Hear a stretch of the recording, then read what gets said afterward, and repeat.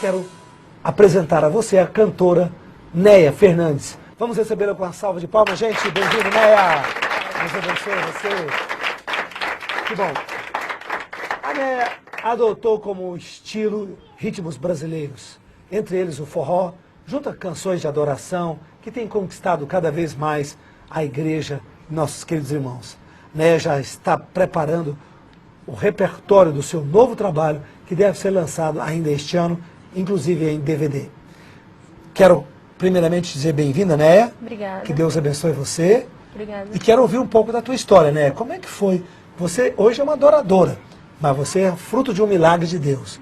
Conta pra gente como é que esse milagre aconteceu. Sim, aos meus 8 anos de idade, né, eu fui morar no orfanato, era uma instituição espírita. E aos 13 anos, minha mãe logo aceitou Jesus, né, e ela foi me buscar nesse orfanato. Você foi morar por falta de condições financeiras dos pais? E também porque eu era uma pestinha, né, eu era bem perseguida, então minha mãe não aguentava, me colocou lá na creche. O pai saiu de casa e a mãe estava sozinha, sua mãe preferiu te colocar na creche. Exato. E minha mãe não era cristã, ela sempre ia em centro espírita, né, procurar, ela era doente. Só que minha mãe aceitou Jesus, né, e ela ficou sabendo que lá era uma instituição espírita e logo foi me buscar. E aos meus 13 anos, quando eu voltei, eu logo aceitei a Jesus através de um louvor, né, servia a Deus ali, ia para as vigílias, aquele primeiro amor, aquela vontade. E quando foi, mas aos 15 anos, eu afastei, né. Foi aí então que tudo começou, porque até então eu tinha aquele amor, aquela vontade de servir a Deus, mas ainda não tinha algo para contar. Você se afastou sem muita explicação? Decepção com a igreja? Não, foi... Amigos, turma? Eu comecei a estudar à noite, e de repente comecei a sair, né, e às vezes eu ficava um pouco tímida quando eu ia para as festas, mas eu tinha vontade de dançar, comecei a dançar e tal, e foi aí que eu comecei, só que de repente começou um vazio muito grande no meu coração. E eu achava ali que ninguém me amava, que as pessoas olhavam para mim já com um olhar de nojo, sabe? Eu tentava me esconder. E então, aos 15 anos. E foi uma tarde, tinha um baile da Zaração, né? Aí seria à noite, era um dia dos namorados. Chegou um pastor, estava evangelizando, me deu um panfleto. Falou assim, olha, volte imediatamente para os caminhos do Senhor, porque Satanás está preparando um laço de morte para a sua vida. Aí eu falei, tá bom. Só que... né, entrou no ouvido e saiu no outro, como muitos jovens fazem hoje quando a gente está evangelizando, né? E eu subi, fui para casa e naquela noite eu não fui para a igreja receber a oração, eu fui pro baile da Zaração, né? Aí cheguei pela madrugada, depressiva, angustiada, me diverti, dancei, mas angustiada.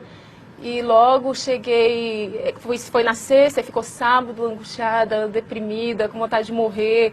E domingo a mesma coisa, na segunda, nossa, estava pior.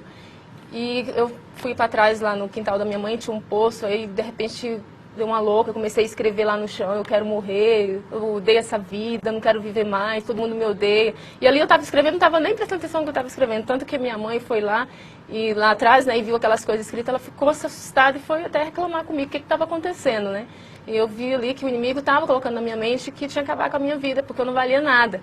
Só que não sabendo também o inimigo que Deus tinha um propósito na minha vida, né? Que Deus falou para minha mãe que eu era escolhida desde o ventre da minha mãe, né? Que Deus tinha um grande propósito na minha vida. Só que o inimigo tentou colocar na minha mente que eu não valia nada, que ninguém me amava, até Deus tinha me esquecido. E ali foi na segunda-feira, quando foi na terça-feira, às 8 horas da manhã, minha mãe já tinha saído para trabalhar. Eu fui atrás da minha identidade, agoniada para fugir, né? Achava que eu ia resolver alguma coisa se eu fugisse. E eu só que na hora que eu puxei aquela mala, um revólver calibre 38 caiu, né? E eu fiquei com aquilo, eu falei assim, eu sentei na cama e fiquei segurando aquele revólver e eu coloquei na minha cabeça, eu falei, não, acho que eu vou fazer logo isso porque ninguém me ama mesmo. Só que eu coloquei em cima do peito esquerdo. Na hora que meu padrasto estava dando café da manhã para meus irmãos, né? E ele entrou e eu só ouvi ele falando, não! Na hora que ele falou assim, o revólver disparou, né? O revólver disparou e depois me disseram que depois de meia hora foi que me levaram para o hospital do Gama, né? Foi muita dificuldade para conseguir um carro na época, eu teve que tirar um pessoal que estava com um velório lá para poder me levar, né? Aí, quando cheguei no hospital, foi meus parentes, que são cristãos, fizeram um círculo de oração, eles falaram que fizeram um círculo de oração e começaram a clamar pela minha vida, né? E não tinha mais esperança porque tinha dado hemorragia interna, né? E o médico chegou a avisar a família que ia ter que desligar os aparelhos porque não tinha mais jeito. Só que quando minha mãe saiu cedo, às 6 da manhã, e chegava às 18 da tarde, né?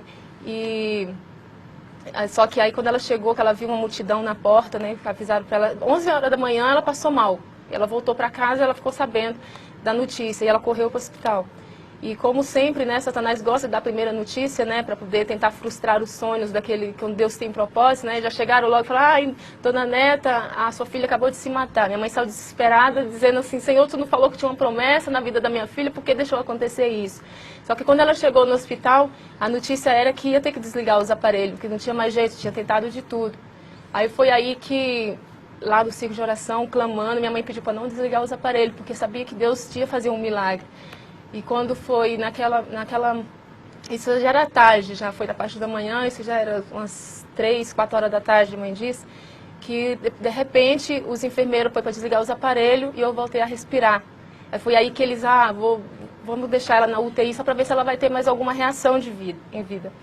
Então, assim, foi aí que começou, né, Deus falando. O milagre de Deus começou a agir e a reversão. Exato. E daí, quanto tempo você saiu Eu passei 12 dias em coma, na UTI, para aparelhos. Minha mãe disse que eu estava muito inchada, eu estava parecendo um monstro deitado ali, entendeu? Então, a única coisa que ela fazia era me ungir, colocava o santo óleo, passava a mão, e eu ali toda inchada, e a mãe chorando o tempo todo, né? Ela disse que começava a falar assim: faça a tua vontade na vida da minha filha. Então, assim, Deus realmente, ele começou a fazer a vontade dele, né? E você voltou quando? Eu voltei depois dos 12 dias, eu fiquei alguns dias ainda de observação na UTI, só que eles me levaram para a clínica cirúrgica, porque eles iam ter que fazer um exame na coluna para ver como ia mexer nessa bala, porque eu ia ter 1% de chance para andar depois dessa cirurgia. Só e que a bala ficou alojada na coluna? T12, né? Na T12. Tá até hoje? Não, peraí, que é um milagre. Então, assim, quando me levaram para a clínica, começaram a fazer exame, por cima de exame, só que quando eu vim para o hospital de base aqui, do plano de fazer alguns exames, eu peguei infecção hospitalar na cirurgia que eu fiz abdominal para mexer nos órgãos, né, que atingiu o fígado, rins, né, e tudo. Só que eu peguei infecção hospitalar e eu passei muito mal, muito mal. Meu abdômen ficou podre, não tinha como mais fechar. E o médico chegou na minha mãe, né, isso eu fiz 1, 2, 3, umas 5 cirurgias para poder limpar o abdômen, né, porque eles colocaram fios de nylon e não tinha como fechar, não segurava, os fios de nylon soltavam, rompia. Então eles rompia. Aí eles colocaram fios de aço de um lado para o outro para segurar. E lá no leito mesmo ele jogava soro fisiológico ali, né, para limpar, né, e só que nesse caso, quando eu estava aqui no plano de socorro, aqui no hospital de base, e logo eles me levaram de volta para o hospital do Gama e começaram a cuidar, né? Só que aí chegaram uma equipe de médicos e começaram a conversar sobre o meu caso. E eles viraram e falaram assim: olha, chamou minha mãe no corredor e falou: ela vai com vida para o centro cirúrgico, mas sabendo se ela vai voltar. Minha mãe entrou, eu só vi na hora que minha mãe entrou direto e pro banheiro, né? E depois voltou chorando. Eu perguntei, mãe, o que tinha acontecido? Ela falou assim: olha, eu estava orando. Só falou isso. Depois, muito tempo, foi que ela me contou o que aconteceu.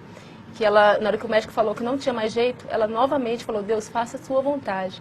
Né? E eu fui para o centro cirúrgico, só que antes disso chegou um pastor em mim e falou: antes, você vê como é que é Deus, ele avisa, né? Quando eu estava lá no mundo, Deus avisou, volta imediatamente. E quando eu estava no leito, novamente Deus avisou, né? Falou assim: olha, se reconcilia com Deus, coloca seu coração na posição, porque Deus tem um propósito para fazer na tua vida, Deus tem uma obra muito grande para fazer contigo, tu vai ganhar almas ainda para o Senhor Jesus. Aí, na hora que ele falou isso, eu falei assim: mas o médico falou para mim que eu tenho 1% de chance de andar. Ele falou assim: mas só para tu saber que Deus é Deus na tua vida, tu andarás o mundo inteiro louvando e contando o teu testemunho. Aí eu estava ali podre, sem esperança de vida, sem esperança de andar, e Deus, naquele momento que ele falou aquilo, eu falei: se Jesus me curar, eu vou reconciliar. E foi aquele último dia que eu fiz a última cirurgia, que eu fiz 5 cirurgias. Foi o último dia que o médico falou que não tinha mais jeito, que talvez não voltaria.